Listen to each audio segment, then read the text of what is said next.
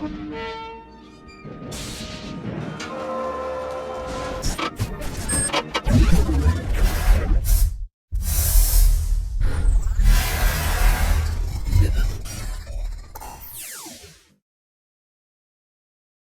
United States is owned by foreign corporations. Nixon opened it up for foreign trade.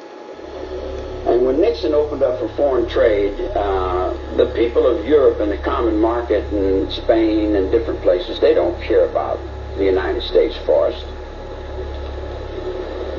And in short, the United States has been sold out by people who really don't care for anything but money. I've had all the money in the world 3 times. I had to give it back to keep the game going. What game? The game. It's a game. Money is a game. It's only real to the people who work for it. The people that don't need to work for money, it's a monopoly game.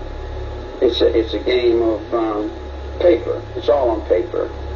I've got a production company, and I've got a recording company, and I've got a mansion in Beverly Hills, and I've got Rolls Royces and Ferraris. I've got everything money can buy, but it's all on paper.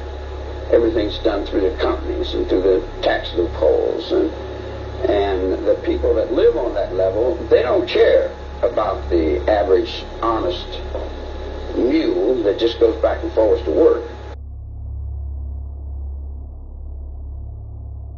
But they're going to change because the cold wind is blowing. The United States is owned by foreign corporations. Nixon opened it up for foreign trade. And when Nixon opened up for foreign trade, the people of Europe and the common market and Spain and different places, they don't care about the United States forest. And in short, the United States has been sold out by people who really don't care for anything but money. I've had all the money in the world 3 times. I had to give it back to keep the game going. What game? The game. It's a game. Money is a game. It's only real to the people who work for it. The people that don't need to work for money, it's a monopoly game. It's a game of paper. It's all on paper. I've got a production company, and I've got a recording company, and I've got a mansion in Beverly Hills, and I've got Rolls Royces and Ferraris. I've got everything money can buy, but it's all on paper. Everything's done through the companies and through the tax loopholes, and the people that live on that level, they don't care about the average honest mule that just goes back and forwards to work.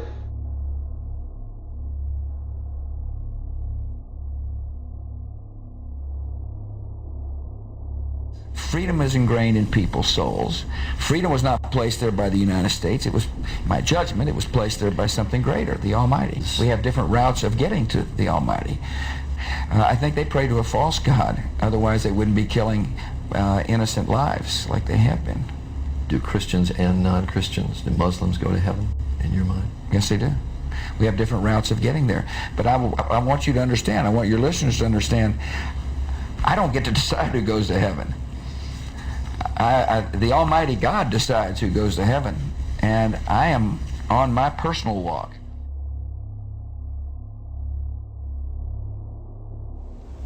No matter who they are or what their religion is, freedom is ingrained in people's souls. Freedom was not placed there by the United States. It was, in my judgment, it was placed there by something greater, the Almighty. Do we all worship the same God, Christian and Muslim? I think we do. We have different routes of getting to the Almighty. Does bin Laden, does Abu Musab al-Zarqawi pray to the same God that you and I do? I think they pray to a false God. Otherwise, they wouldn't be killing innocent lives like they have been. Do Christians and non-Christians, do Muslims go to heaven, in your mind? Yes, they do. We have different routes of getting there. But I want you to understand, I want your listeners to understand, I don't get to decide who goes to heaven. The Almighty God decides who goes to heaven, and I am on my personal walk. Let me turn to some health issues for a moment. The flu.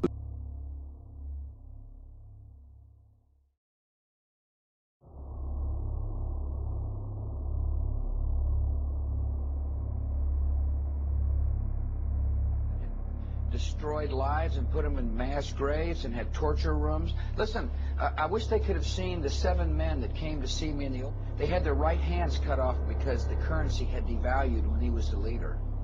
See? And guess what happened? And Americans saw the fact that they had their hands cut off and crosses or X's carved in their forehead. And he flew them to America, and they came to us with a new hand, grateful for the generosity.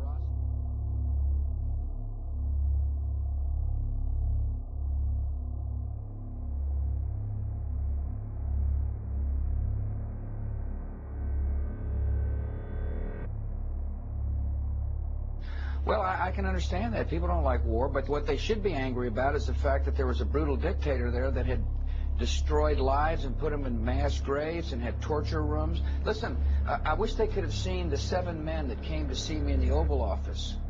They had their right hands cut off by Saddam Hussein because the currency had devalued when he was the leader.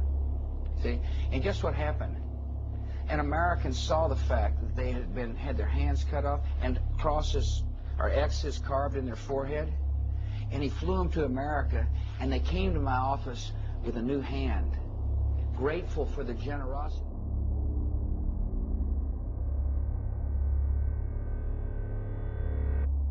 To show how important the information we got from whom we think is the mastermind of the September the 11th attacks. I don't want to let this within the law issue slip, though. I mean, if in fact there was waterboarding used with Khalid Sheikh Mohammed, and for the viewers, that's basically you strap someone to a board and you make them feel as if they're going to drown. You put them underwater. If that was legal and within the law, why couldn't you do it at Guantanamo? Why'd you have to go to a secret location around the world? I'm not going to talk about techniques. And I'm not going to explain to the enemy what we're doing. All I'm telling you is that you've asked me whether or not we're doing things to protect the American people, and I want the American people to know we are doing so. At some point, Mr. President, if techniques, these alternative Matt, techniques are used, I'm not going to ask you to specifically say about them, but if they are used, are you at all concerned that at some point, even if you get results, there's a blurring the lines between ourselves and the people we're trying to protect us against? Matt, I'm just telling you, what this government has done is to take steps necessary to protect you and your family. You asked me about your family, and you represent a lot of other people. Mm-hmm. And the best information we can get is from people we take off the battlefield so we can act on it, so we can stop plots before they happen. And whatever we have done is legal. That's what I'm saying. It's in the law. We had lawyers look at it and say, Mr. President, this is lawful. So basically what you're saying is if your lawyers look at it, then you're golden, right? That's essentially what he just said. Whatever he does is legal because his lawyers looked at it. Former U.S. President George Bush and his former counterpart Tony Blair were found guilty of war crimes by the Kuala Lumpur War Crimes Tribunal, which held a 4-day hearing in Malaysia. The 5-panel tribunal unanimously decided that Bush and Blair committed genocide and crimes against peace and humanity when they invaded Iraq in 2003 in blatant violation of international law. The judges ruled that war against Iraq by both the former heads of states was a flagrant abuse of law and an act of aggression which amounted to a mass murder of the Iraqi people. Bush and Blair are found guilty under the same law that applied to the Nazis after the end of World War II. So they are international criminals, guilty of Nuremberg crimes against peace, and they should be prosecuted by any state in the world that gets a hold of them. So we can stop plots before they happen. And whatever we have done is legal. That's what I'm saying. It's in the law. We had lawyers look at it and say, Mr. President, this is lawful. That's all I can tell you.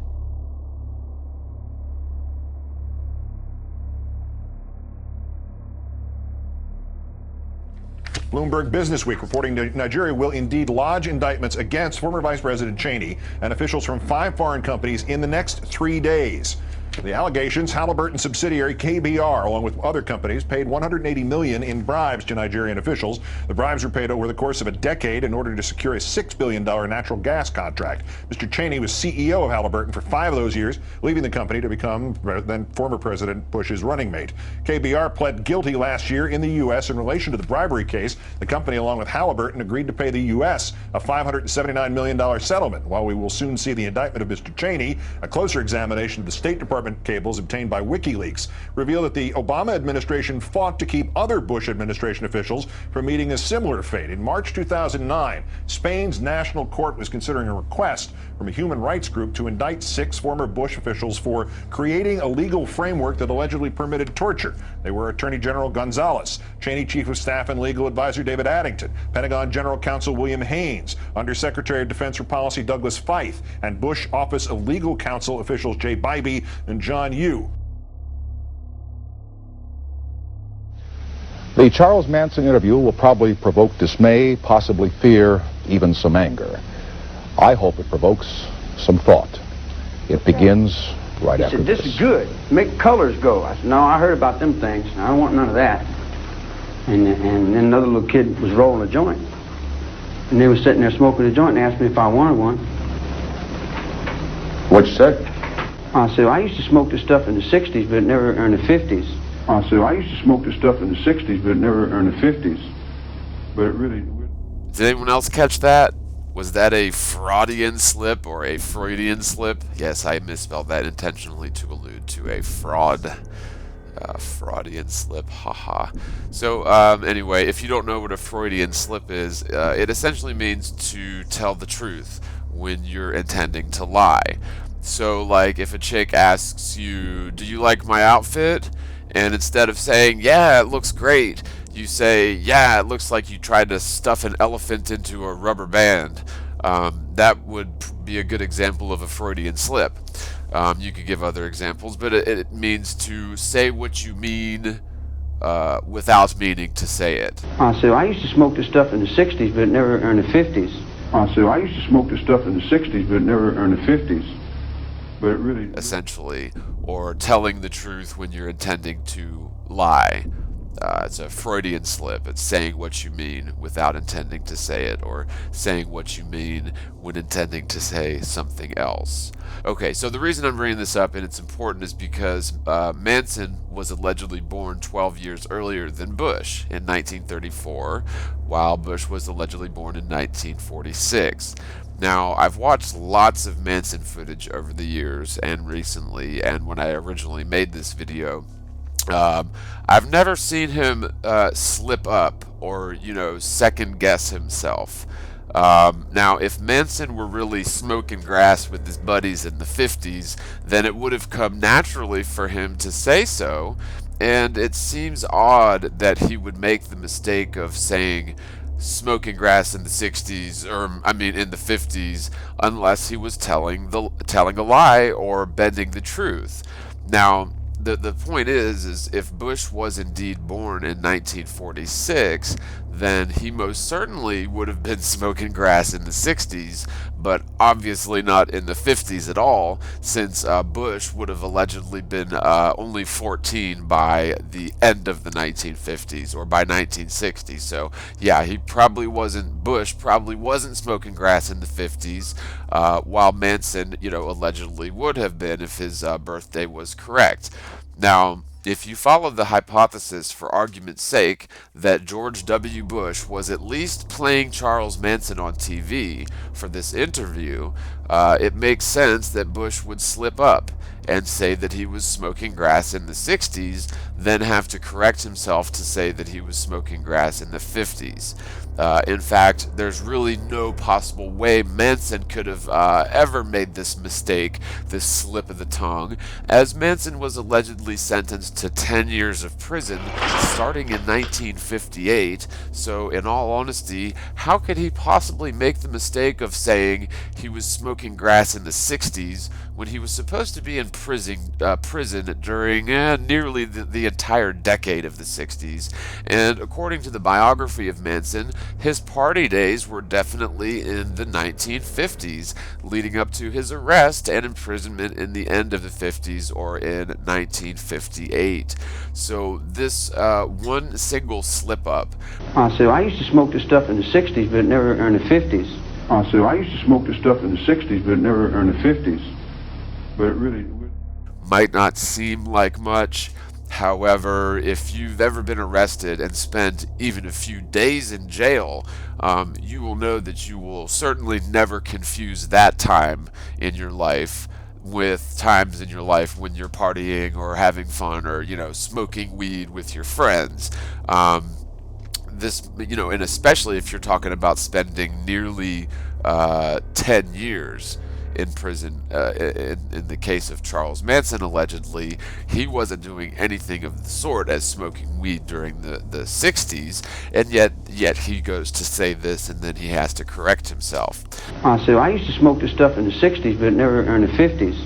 So I used to smoke this stuff in the 60s, but never in the 50s. But it really...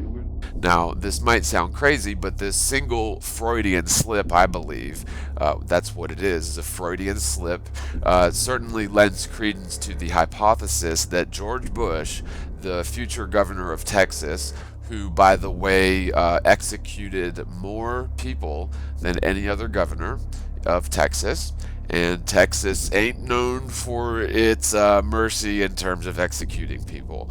But he was, George W. Bush was the most prolific, and he may still be to this day, I'm not sure, but I know when he ended his gubernatorial days of Texas, he was the most prolific murderer in terms of executing inmates. Now, so George Bush, the future governor of Texas, and then, of course, the two-term, 8-year president of the United States, also arguably killed more people in terms of the Iraq War, more innocent people than any other president. And I believe it's possible that George W. Bush himself may be an MK-Ultra multiple personality belonging to a multi-generational satanic family, and may very well have been the real person, Charles Manson, who allegedly convinced followers to murder innocent people and famous celebrities back in the 60s. Now, again, I'm not necessarily claiming that's the case, but I do believe he at least played him on TV, because you got to admit these people know who's going to be president 50 years in advance or 30 years in advance. They breed people to be president. This has been well documented. I'm not going to get into proofs of that, but we do not vote for our president. We vote for a selected candidate who's already chosen years in advance, and regardless of how you vote, it honestly doesn't make a difference in the grand scheme of things. Even if the votes mattered, you're picking red or blue, Republican or Democrat. These are two sides to the same beast, two wings of the same beast, and so voting for one or the other, it doesn't matter. You're still going to get essentially the same end result. You may have varying things like a gay marriage or abortion on the table, sort of petty topics, but in terms of America's foreign policy and wars that we're involved in, foreign entanglements where we have no business, that's going to continue as planned, regardless of whom we vote for. And I always say hopefully this is going to change with Donald Trump, but I'm not that naive. Donald Trump is filling his cabinet with more Goldman Sachs people. He has made some good choices, I think, in terms of cabinet members, but he's in many cases he's draining the swamp and filling it back up with swamp creatures, many of whom are just the cousins of the other swamp creatures that we saw before. I'm not too optimistic on that, but we shall see. Anyway, this Freudian slip of the, smoking weed in the 60s, in the 50s, lends credence to this hypothesis that George Bush, the future governor of Texas and president of the United States, might have been an MK Ultra multiple personality who ostensibly belongs to a multi-generational satanic family, the Bushes. And then, Prescott Bush, his granddaddy, George Bush I's daddy, was indicted and found guilty of trading with the enemy during World War II. He was essentially providing money laundering as well as, I believe, fuel as well as metal indirectly, but certainly financing through the United Banking Corporation. That would be Prescott Bush, was helping the Nazis while my grandfather and his 4 brothers were fighting the Nazis. Another very interesting connection is the possibility that Barbara Bush, George H.W. Bush's wife, was actually the granddaughter of Aleister Crowley. And she's the spitting image of him. I mean, if she is his daughter or granddaughter, she sure is a chip off the old block if you check out this image. But yeah, it's alleged that Barbara Bush was, I believe, the granddaughter, maybe the daughter, I believe, the granddaughter of Aleister Crowley. And so that would make George W. Bush, who was also a Yale Skull and Bonesman, the son or the great grandson or the grandson of Aleister Crowley. And of course, on his father's side, his father's father was Prescott Bush, who was dealing with the Nazis during World War II. So he's certainly suspect for being one of these multi-generational satanic families. I mean, the evidence is certainly there. So there you have that.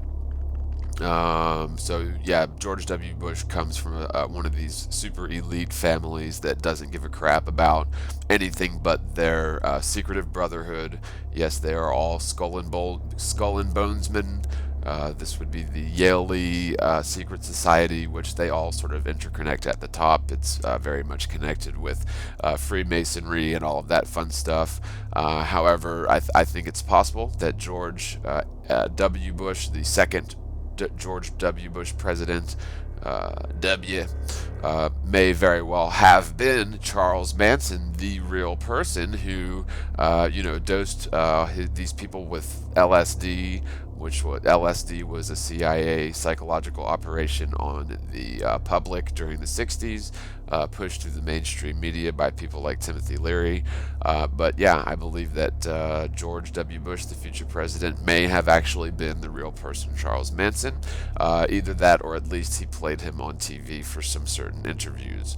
Now, Manson allegedly convinced his followers through the use of LSD and essentially mind control, hypnotism, if you will, traumatic fracturing of personalities to create mind control slaves. I mean, read Fritz Springmeier, read, any hypnotism is a real thing. Nobody denies that. I mean, people can be hypnotized to do things that they wouldn't normally do. And if you begin this sort of thing very young, very violently, and very permanently, you can have sort of Manchurian candidates. If you've not seen the movie, they've made 2. There was an original Manchurian Candidate, then I think they had one with Denzel Washington. Then, of course, there's the book. But this is essentially, Bourne Identity would be another one. The Bourne trilogy or quadrilogy, is another example of where you've got these sort of super soldiers, if you will, who don't remember their training and don't remember anything until certain triggers are enacted, and then they'll turn around and shoot their best friend right in the face if commanded to do so. So you do have this sort of thing out there, and it is related to hypnotism, it is related to multi-generational Satanism, and it is related to essentially the traumatic abuse of young children who are raised in such a manner that they are forced to have fractured personalities which are then each of these fractured parts of their personality, sort of like a schizophrenic, is cordoned off from one another, so that a person could be walking around that doesn't even know, like, Jason Bourne, doesn't even know that he has these other personalities. And this is sort of coming up with a lot of celebrities. And anyway, Manson allegedly convinced people to murder innocent people using LSD and mind control, as well as the famous celebrities whom the story is he thought it was the Beach Boys they were going to go kill, because the Beach Boys refused to produce Charlie Manson's album. However, there was Tate and the Folgers girl and just a bunch of celebrities having a party, and they went. Well, you can go look at the Manson murders, and that there were other murders. Although the thing is Manson allegedly never murdered anyone. He just simply told his followers to do it, or even just suggested that they do it, and they went ahead and did it. So he is sort of labeled as a serial killer, but in all actuality, according to there may have been a few people that he himself murdered, but the majority of the Manson murders allegedly didn't. He wasn't even there, according to all of the accounts. Now, anyway, so either Bush was indeed this person, Manson, or one of Bush's personalities was indeed Manson, or Bush at least merely played Manson on TV, like in these interviews that you're watching.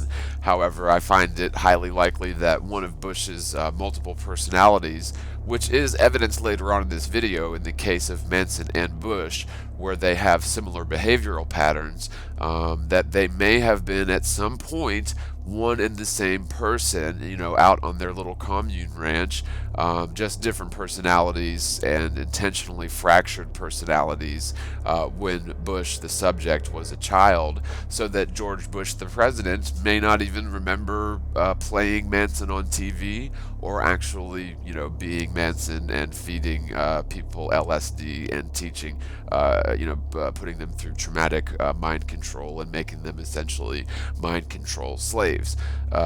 So, the motive for something like this is so profound, but it's often hard to see. Now, in terms of the motive for making someone like Charles Manson the President of the United States. Now, we people have an uncanny capability to recognize faces, even if we don't make the connection that we're looking at a familiar face. So, for example, if you've ever watched a movie or a show where a character doesn't seem familiar whatsoever at first, but then later on, halfway through the movie, you realize, oh, it's that guy, it's this actor that you know very well, but for some reason, whether it was the makeup or the hair or the glasses or the mustache or something, you just didn't recognize them, but that person maybe sort of looked funny to you the whole movie. Then halfway through you realize, oh, it's this actor that you've seen in many movies and you're familiar with them. So even prior to your rational realization that it was a recognized face or a recognized actor, your subconscious mind already knew it, because again, our minds are much more powerful than we're aware of. We only consciously use about 10% of our brain at one point in time. However, 90% of our brain, although it is sort of inactive, there are millions and millions of background processes going on, which is called, the subconscious, which we're not aware of really what's going on in there, 90% of it. So what we do know is that our minds work as sort of a holographic supercomputer, complete with a third eye or pineal gland, which is a real thing. I mean, it is literally, it's got I believe a lens, definitely a cornea and a retina, and is attached to the brain by something like the optic nerve. So you literally have this pineal gland, which is like an eyeball in your brain, and this is how you're able to picture things or image things in your mind, and this is what they believe allows for visualization during dreams with your eyes closed. So anyway, this means that while the American people were terrorized by Charlie Manson by the mainstream media, truly, for several decades. I mean, you still see documentaries coming out about Charlie Manson to this day. However, later on, people are unknowingly voting for the very same person who did the interviews that you're watching here. The psychological effect this has on people subconsciously, it really goes unnoticed by the rational mind, if my hypothesis is correct. But it is picked up, by and processed by the subconscious mind, but it isn't fully realized by the conscious mind until you're shown. Honestly, to me, it's the voice that got him, because I've always been into music. I had at one point when I sort of honed it, what's called perfect pitch, where I sort of can visualize certain tones as colors, and you could play random tones, and I could tell you by the color that it generates in my sort of the way that I interpret sound. I could tell you whether it was C or E or F sharp or whatever the case is. So it was the voice that got me. But if you really get to looking at these two, they really do look very, very similar and sound very, very similar. At the very least, the two could be twin brothers. But I think that by the way that they act, there's certain actions, body language that when you study lots of certain Manson videos, he's just got the body language and sort of the act of George W. Bush. And a lot of people have commented that George W. Bush, when he was governor, was very, sort of smart as a whip, very witty, very sharp, very concise, very decisive. And when he became president, people that were familiar with Bush as governor of Texas, people noticed that when he became president, he sort of changed and became this sort of goofy, don't know really what I'm talking about, just making all sorts of just awful, god-awful mistakes. I mean, the guy couldn't even complete a sentence without just totally screwing it up, and so it's almost as if he was playing a role. Now, again, so the psychological effect on this, the psychological effect this has on people goes unnoticed by the rational mind, but is indeed picked up and processed by the subconscious mind. Now, I don't profess to know what the end to which the CIA or whomever is responsible for this sort of deception. Again, if my hypothesis is correct, I don't profess to know what their end goal is, but it certainly can't be good. Now, humoring this theory, you'll notice that also Barack Obama certainly played Osama bin Laden on TV. Possibly was indeed Osama bin Laden over in Afghanistan, or played him, over there to the people. Hence Obama's sudden appearance, on the world stage after bin Laden was reported dead of natural causes, years before Obama walked up the red carpet to announce that he killed Osama bin Laden. Now, let's also not forget the sort of subliminal, blatant reference of Osama bin Laden to the Obama-Biden campaign logo. It's so very close to Osama bin Laden, you only need to change one or two letters to clearly spell out Osama bin Laden in terms of the Obama-Biden logo, the presidential campaign. So the powers that ought not be would prefer us in a constant state of fear, which is why you always hear about doom and gloom on the news and never anything good. That is hitting us on the conscious and rational level, as well as on the subconscious level. They do use subliminal triggers and programming in the mainstream media, news, even commercials and advertisements. But if you assume that the future governor and president of the United States is embedded in people's subconscious minds as one of the most feared, prolific serial killers, Charles Manson, subconsciously, then it adds a deep psychological effect of fear in people's subconscious minds, which can manifest as psychological or even physical problems later on without any understanding of the cause. Now, the fact that the neoconservatives, specifically PNAC, the Project for a New American Century, were calling for a catalyzing event like a, quote, new Pearl Harbor, end quote, in the months and year leading up to Bush's presidency, and then of course 9/11, which was exactly what they wanted, it becomes obvious that the entire Iraq War and the current state of affairs in the Middle East, right up into 2017, including our military's overwhelming commitment to policing the entire world, this is all according to the stated and documented plans of the neoconservatives to change the essential battlefront of the new century. And they got everything that they wanted. Isn't that convenient?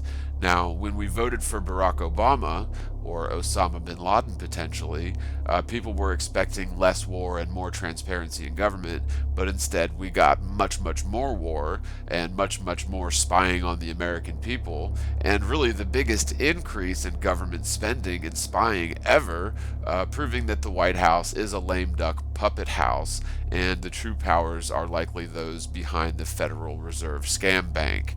Now, I will just finally add that, George W. Bush was the most prolific killer in Texas while he was governor in terms of executing criminals. That does sort of, there's another connection with Charlie Manson, that personality who apparently loved to kill people. So that manifested itself, according to my theory, that manifested itself in George W. Bush as governor. And I'm sure that there's probably some statistic you can point to that manifested itself as during George W. Bush's presidency. I mean, I don't know. It's possible. I would expect it, actually. And we'll cut back into the video here, but I just wanted to make this commentary in the Redux, so enjoy the rest of this, because it really is, it gets kind of bizarre here. And they were sitting there smoking a joint and asked me if I wanted one. What you said? I said, I used to smoke this stuff in the 60s, but never in the 50s. And then another little kid was rolling a joint. And they were sitting there smoking a joint and asked me if I wanted one. What you said? I said, I used to smoke this stuff in the 60s, but never in the 50s. You on medication now? No. No, it took me about a few years to get off of medication.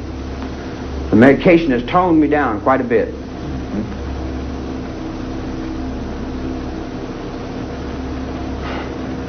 Whole lot. That's the reason I like the desert. Because when I get out in the desert, then I can let it out and say, if I see you within 50 miles, they will know something. Yeah, I used to love that desert. How do you feel about spending the rest of your life in prison? Well, we're all our own prisons. We each are our own wardens, and we do our own times. We get stuck in our own little trips, and we kind of judge ourselves the way we do. I can't judge nobody else. The best thing I can do is try to judge myself and live with that. See, what other 2 or 3 doctors here has got a lot of sense. I mean, as far as I'm concerned, they got a lot of sense in my world, And I've tried to shake 2 or 3 of them, but they're pretty smart. And then they got some pretty good inmates here trying to get out and work their lives into a decent sort of way. Do you feel you have any scores to settle with anybody on the outside? Let me think. Do I have any scores out there? And we're making believe, right? Mm-hmm. Well, I'll tell you, buddy.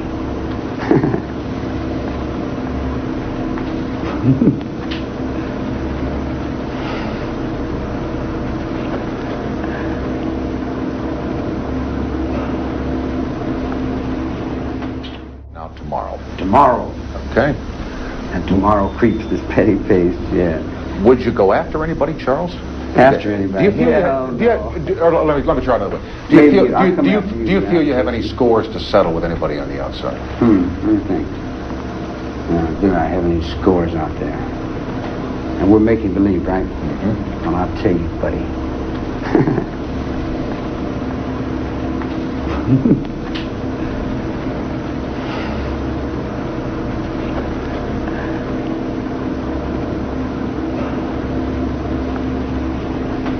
Well, I don't rightly know.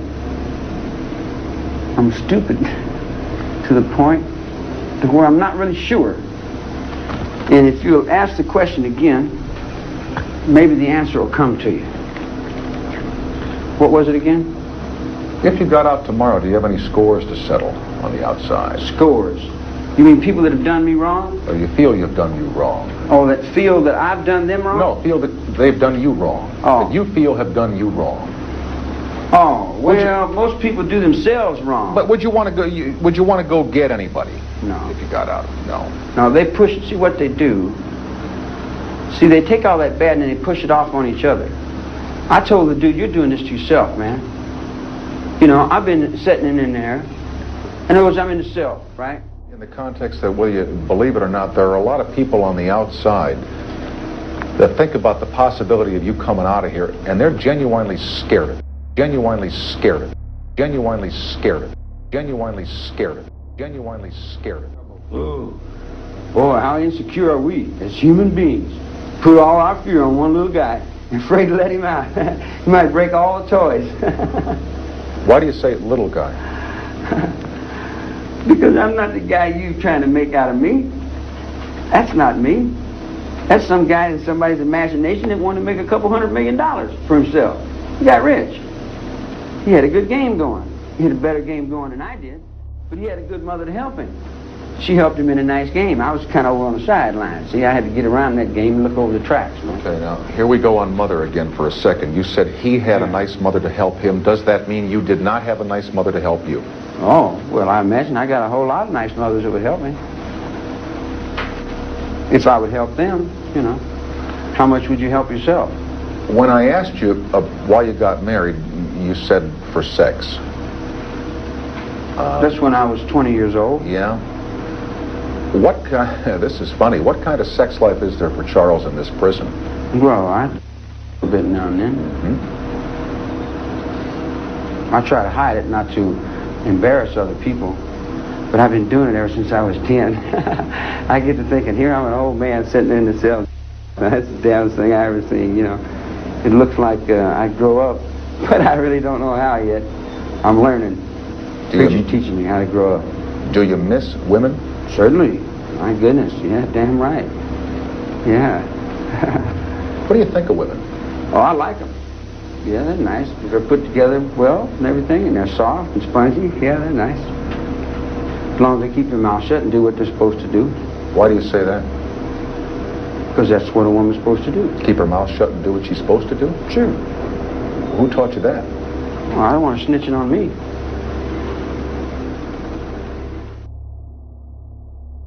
For a couple of seconds, but we shall continue the interview with Charles Manson at the California prison facility in Vacaville in just a couple of moments here.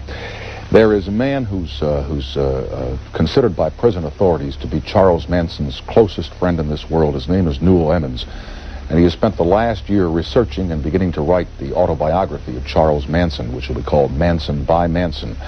More than anyone else, Emmons knows when Manson is telling the truth and when he's lying. He is back tonight with us here in New York, and he's been watching the interview with us, and I want to get his views on what we've seen so far before we continue with Charles Manson. So we'll continue with Mr. Emmons from New York in a couple of seconds, and then go back to Vacaville right after this for the NBC television stations.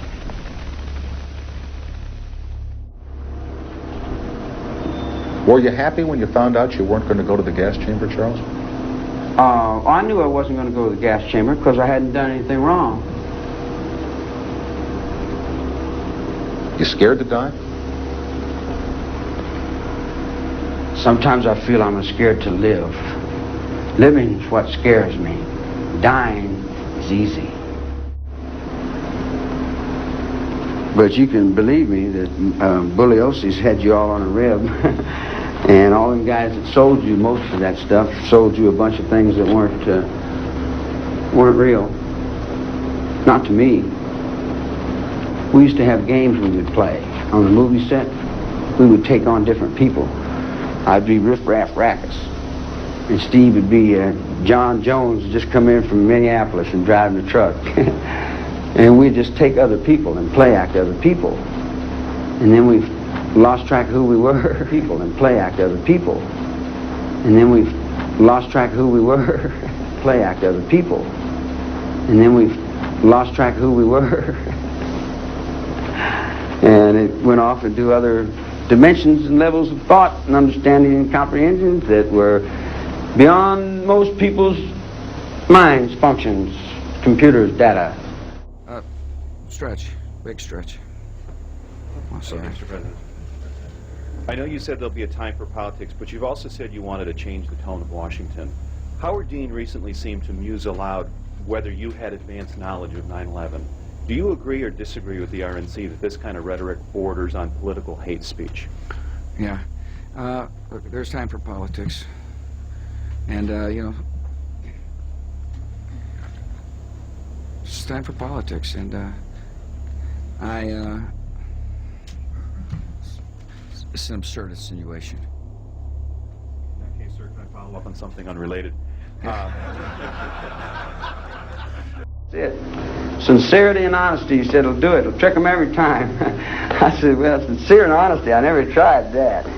I tried everything else, but maybe I'll try sincere and honesty. So then I looked in the book and it said, the wages of sin is death. Now I figured, well, I don't want to die, so maybe I have been sinful here. Maybe I am wrong. Maybe I'll take a look at my life and say, well, I'm going to change it and start all over. The United States is owned by foreign corporations. Nixon opened it up for foreign trade. And when Nixon opened up for foreign trade, the people of Europe and the common market and Spain and different places, they don't care about the United States forest.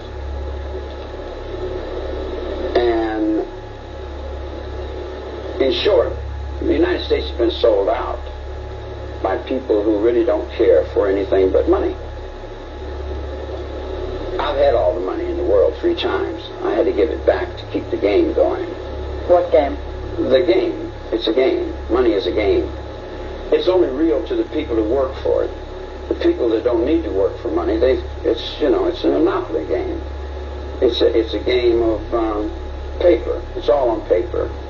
I've got a production company, and I've got a recording company, and I've got a mansion in Beverly Hills, and I've got Rolls Royces and Ferraris. I've got everything money can buy, but it's all on paper.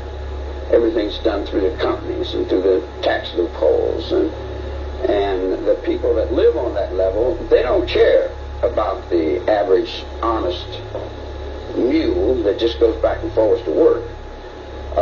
They don't care about the children that are in the streets that are thrown out of this upper echelon of existence. And then when all the children fall down into me, on my level, I pretty much identify with them because I was a throwaway also. So it goes to the point of, do you really care? When you said... And who does care? And if anybody cares, they're considered crazy.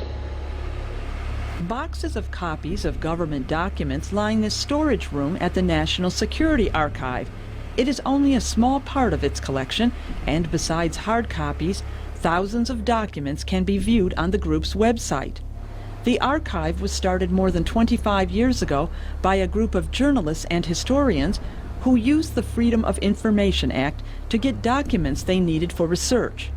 The agency. The CIA back in the 1970s got exposed for having been involved in assassination plots and mind control experiments using drugs and all kinds of shady dealings that were really against the law here in the United States. Manchurian candidate James Holmes has been formally charged with 24 counts of murder. A tragic mass killing that left 12 people dead and 58 people wounded still leaves many questions unanswered, as eyewitness reports continue to emphasize that there were 2 killers, 2 gas masks found, gas canisters thrown from multiple directions, an unexplainable blood splatter trail leading back to the movie theater, and an obviously drugged out James Holmes who couldn't even speak his own name at his first court appearance. As we first suggested in our breaking video the day of the shooting, James Holmes has been exhibiting classic signs of an MK Ultra subject who has been psychologically compromised in order to stage a politically motivated mass murder. Although shocking for many people to think about, we need to ask, what would be the motive for the federal government to stage such a massive cover-up and brutal killing spree? As noted by the vehement response of public figures and politicians alike, gun control has now become a mainstream topic of debate, People like Mayor Bloomberg of New York recommending that the police department go on strike until American guns are confiscated. That's right, they won't protect us until we're unarmed. Also, in a blatant violation of the U.S. Constitution, the Second Amendment, and American sovereignty, a United Nations disarmament treaty that has been in the works for months now stands ready to pass at any moment. Although delegations from around the world failed to agree to a deal on Friday, this leaves the door open for further talks and a draft arms trade treaty that could be brought to the 193-nation UN General Assembly and adopted with a 2/3 majority vote any day now. Further adding fuel to the fire, The Independent broke over the weekend that James Holmes, a former University of Colorado graduate student of an elite neuroscience program, had been under the psychological care and watch of a psychiatrist who was part of a campus threat assessment team. She was also a former employee of the U.S. Department of Veterans Affairs from 2008 to 2010. James Holmes is reminiscent of many Manchurian candidates of years past, including Sirhan Sirhan, who was convicted for the assassination of United States Senator Robert F. Kennedy. Just like Holmes, many believe Sirhan had been psychologically programmed and his mind wiped after the killing. To this day, Sirhan has no memory of the RFK assassination or aftermath. Other suspected MKUltra subjects, such as Ted Kaczynski, have all been associated with secretive government programs. A considerable amount of circumstantial evidence suggests that Theodore Kaczynski, also known as the Unabomber, participated in CIA-sponsored MKUltra experiments conducted at Harvard University from the fall of 1959 through the spring of 1962. Also, over the weekend, according to the Denver Post, Colorado's real-life shooting had imitated a training exercise at Parker Medical School the same day of the killing. According to the Post, the tragedy that played out in the Aurora movie theater was ironically paralleled as a classroom learning experience in a medical school in Parker the same day as the real one.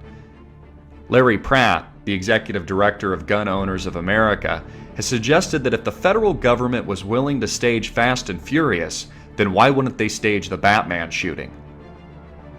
It's clear that the federal government had motive to provoke a fierce gun debate in the United States. It's also clear that there is intent to pass a controversial gun confiscation treaty that destroys the U.S. Constitution and Second Amendment.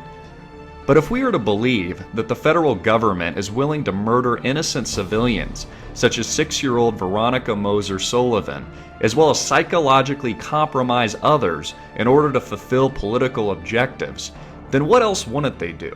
And who wouldn't they kill? I think they pray to a false god, otherwise they wouldn't be killing innocent lives like they have been. Do Christians and non-Christians and Muslims go to heaven, in your mind? Yes, they do. We have different routes of getting there. But I want you to understand, I want your listeners to understand, I don't get to decide who goes to heaven. The Almighty God decides who goes to heaven. And I am on my personal walk. Let me turn to some health issues for a moment.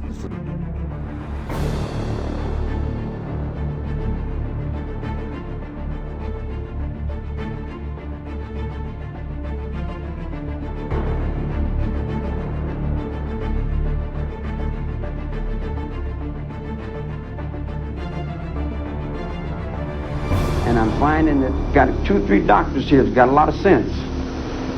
I mean, as far as I'm concerned, they got a lot of sense in my world, you know. And I've tried to shake 2 or 3 of them, but they're pretty smart. And then they got some pretty good inmates here trying to get out and work their lives into a decent sort of way. Trying to promote harmony, pull ourselves together, be right, do right, and have the understanding of what it is in a congenial form for world peace. There's a lot of people working for world peace. Let's assume that one day you were paroled. Let's just let's just make believe. Do you ever think you will be? Yeah, do I ever think I will be? Well, I've never been paroled before. I went up to the board and they said I was incorrigible. And not only was I incorrigible, but that I'd never grow up. And I kind of agreed with them. I had a war. Well, I mean, let's just play make-believe here for a second. Let's make-believe. Let's make-believe you're getting out tomorrow. Tomorrow. Okay. And tomorrow creeps this petty face, yeah. Would you go after anybody, Charles? After anybody? Do you feel let me try another way. Do you feel you have any scores to settle with anybody on the outside? Let me think. Do I have any scores out there? And we're making believe, right? Mm-hmm. Well, I'll tell you, buddy.